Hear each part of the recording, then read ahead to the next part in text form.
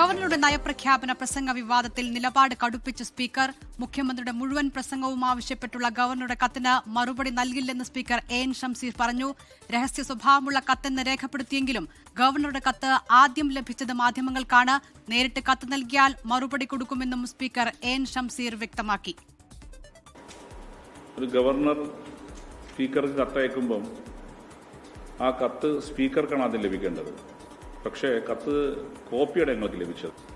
സ്പീക്കറോട് കത്തെഴുതാനുള്ള അവകാശമൊക്കെ അദ്ദേഹത്തിനുണ്ട്. പക്ഷേ നിർഭാഗ്യവശാൽ ചാനലിലും പത്രത്തിലും വന്നതിന് ശേഷമാണ് ഞങ്ങൾ കത്ത് ലഭിക്കുന്നത്.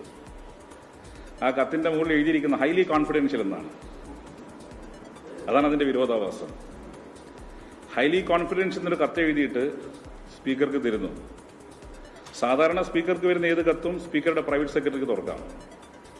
പക്ഷെ അതിൽ ഹൈലി കോൺഫിഡൻഷ്യൽ ആയതുകൊണ്ട് പ്രൈവറ്റ് സെക്രട്ടറി ഞാൻ വന്നതിന് ശേഷമാണ് എൻ്റെ സാന്നിധ്യത്തിലാണ് വിളിക്കുന്നത്.